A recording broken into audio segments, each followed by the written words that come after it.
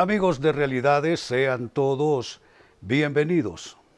Para esta fecha nuestro tema, no cuestiones la autoridad espiritual. ¿Que hemos cuestionado alguna vez la autoridad espiritual? Lo hemos hecho. Yo alguna vez lo hice, usted, le garantizo, amigo o amiga, usted también lo ha hecho en alguna ocasión. Y es que, amigos, es fácil, es realmente fácil hacerlo, porque para cuestionar a una autoridad espiritual, lo único que se requiere es observar, y ni siquiera observar de cerca, observar a distancia. ¿Cuántas veces juzgamos lo que no entendemos, juzgamos lo que no estamos realmente viendo y observando realmente cómo es? Y a veces basados en el desconocimiento, en la ignorancia, o a veces, yo diría, en el prejuicio y hasta en el mal querer, juzgamos a la autoridad espiritual. Pues con esto, amigos, tiene que ver nuestro tema. En la primera carta de San Pablo a los Corintios, capítulo 9, versículo 3, él escribió en una frase escueta, breve, pero en tono de reclamo lo siguiente: esta es mi respuesta a los que cuestionan mi autoridad. Y de ahí comienza una serie de argumentos que estaremos tocando, por cierto, a lo largo del programa. Así es que Pablo está diciendo de alguna manera la ilegitimidad que hay en cuestionar la autoridad espiritual.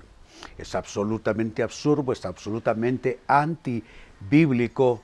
Y amigos, asombrémonos, tiene ribetes de pecado cuestionar a una autoridad espiritual. ¿Recuerdan ustedes a David? Se sintió mal con solo haberle cortado un trozo de la capa de su enemigo el rey Saúl.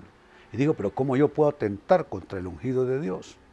Así es que Pablo dice, esta es mi respuesta a los que cuestionan mi autoridad.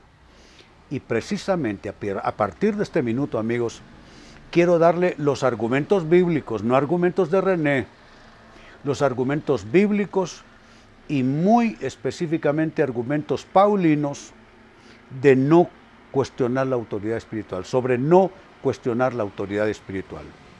Cuando Pablo dice, esta es mi respuesta a los que cuestionan mi autoridad, va a brindar, amigos, 5 respuestas básicamente. 5 respuestas con autoridad apostólica, con autoridad pastoral, que ya para nosotros tiene autoridad de sagradas escrituras, porque los escritos paulinos son parte de la Biblia, las sagradas escrituras.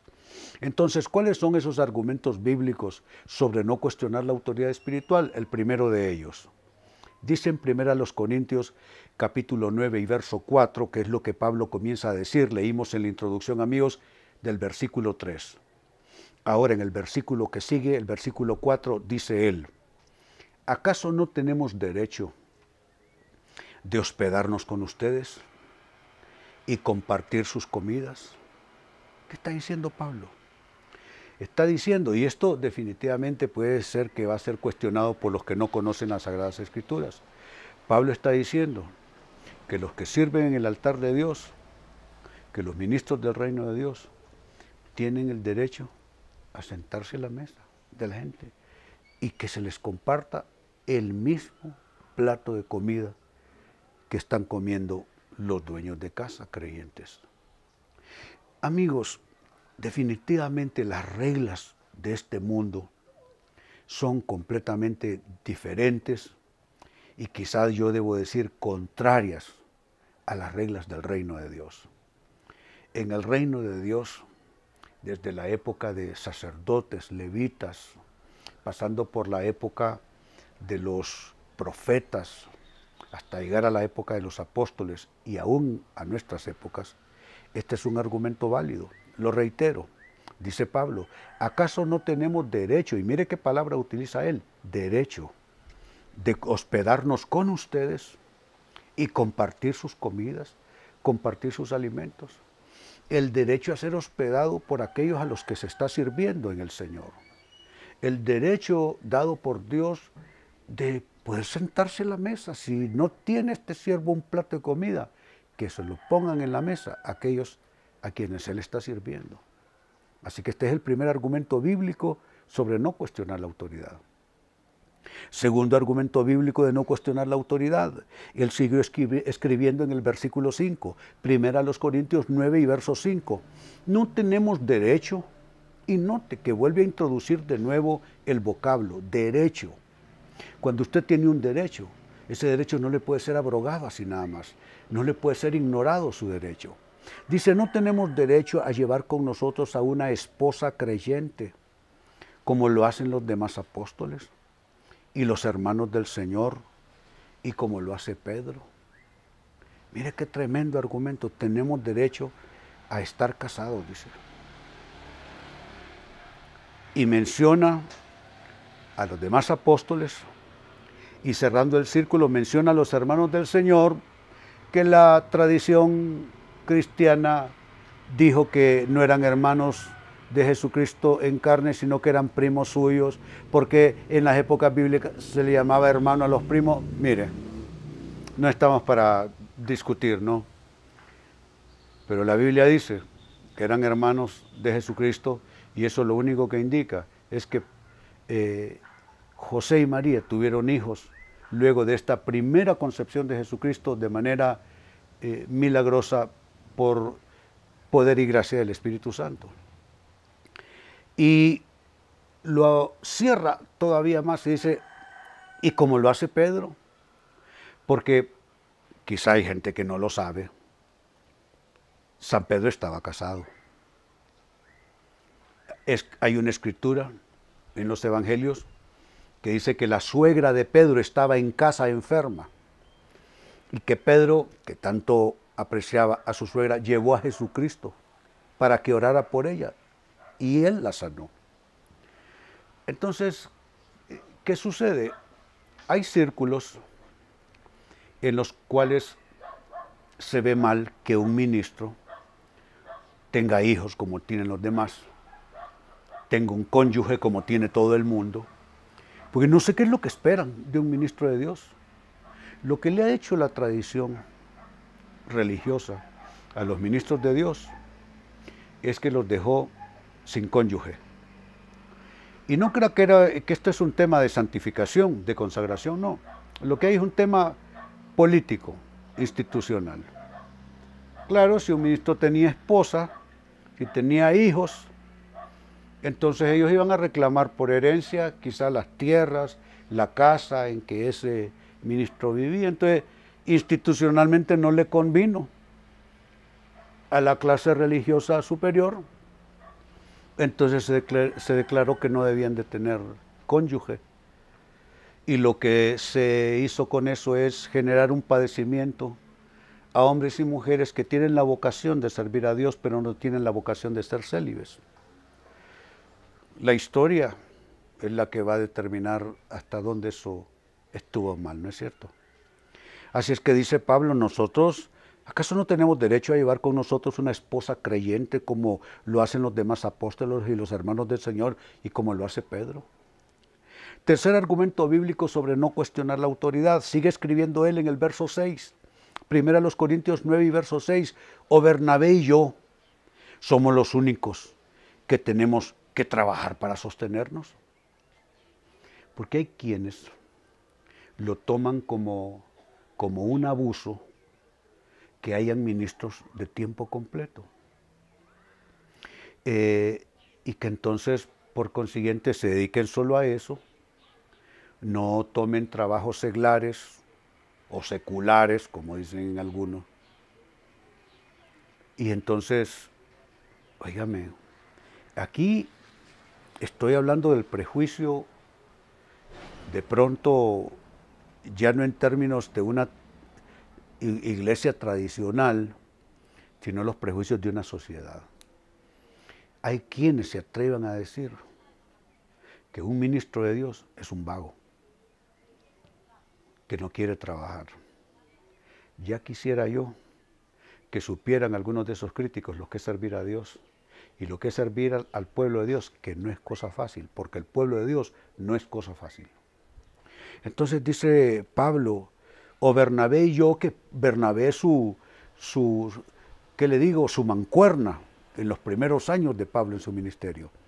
Bernabé y yo somos los únicos que tenemos que trabajar para sostenernos, y Pablo efectivamente lo hacía.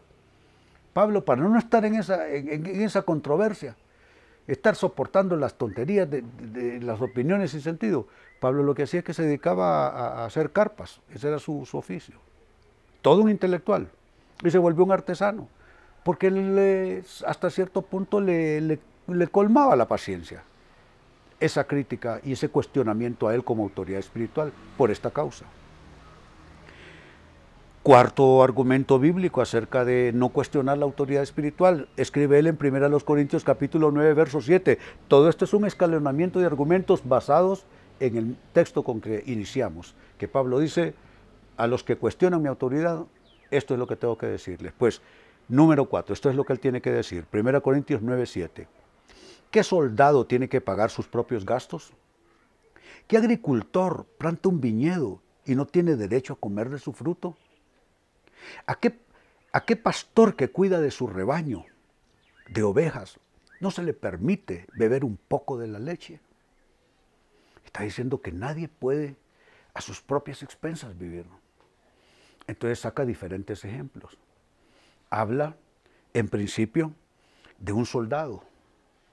Los soldados les dan sus uniformes, sus botas, el equipamiento militar, armas de reglamento que ellos usan, cascos, los automóviles en que se conducen, etcétera, etcétera. Se los da la institución militar para que cumplan su trabajo. Entonces, es un argumento de Pablo. ¿Qué soldado tiene que pagar sus propios gastos? A los soldados se les paga su comida. No pueden ellos servir y de su propio bolsillo pagar su comida mientras andan en sus misiones y servicio. Luego pone otro ejemplo. Habla de un agricultor. Y dice: ¿qué agricultor planta un viñedo y no come algo de ese fruto? Y luego pone un ejemplo, un pastor de ovejas. Dice: pero ¿acaso no se le permite beber un poco de la leche? Entonces ese es el cuarto argumento bíblico. Si usted, amigo, amiga, ha criticado una autoridad espiritual por algunos de estos factores que hemos venido enumerando, creo que llega la hora de ya tomar una resolución firme y dejar de hacerlo. Y número 5, cierro con esto, otro argumento más, argumento bíblico, acerca de no cuestionar la autoridad. En 1 Corintios 9 y verso 9 Pablo dice: porque la ley de Moisés dice: no le pongas bozal al buey para impedirle que coma mientras trilla el ganado. ¿Acaso pensaba Dios únicamente en bueyes cuando escribió eso? Escribe en tono de reclamo. El buey se le pone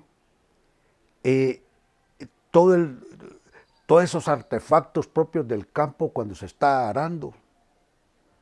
Y si le vas a poner un bozal a un buey que está llevando ahí para estar trillando, para estar cultivando, le vas a poner un bozal que no pueda siquiera arrancar un poco de lo que va encontrando de pasto en su camino.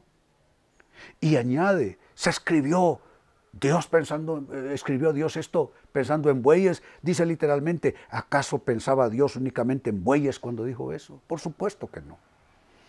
Entonces, amigos, son 5 argumentos bíblicos que nos dirigen a no pecar más, cuestionando la autoridad espiritual. Comenzamos leyendo 1 Corintios 9:3. Esta es mi respuesta, dice Pablo, a los que cuestionan mi autoridad. 1.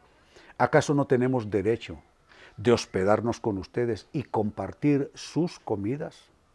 2.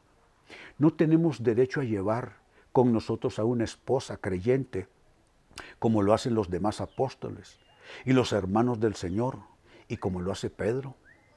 3. ¿O Bernabé y yo somos los únicos que tenemos que trabajar para sostenernos? 4. ¿Qué soldado tiene que pagar sus propios gastos? ¿Qué agricultor planta un viñedo y no tiene derecho a comer de su fruto? ¿A qué pastor que cuida de su rebaño de ovejas no se le permite beber un poco de la leche? Y 5, finalmente, porque la ley de Moisés dice: no le pongas bozal al buey para impedirle que coma mientras trilla el grano. ¿Acaso pensaba Dios únicamente en bueyes cuando dijo esto? Es el argumento final. Así es que, amigos, con esto cierro el tema. De igual manera me despido. Y les recuerdo que nuestro enfoque de hoy ha sido titulado No cuestiones la autoridad espiritual.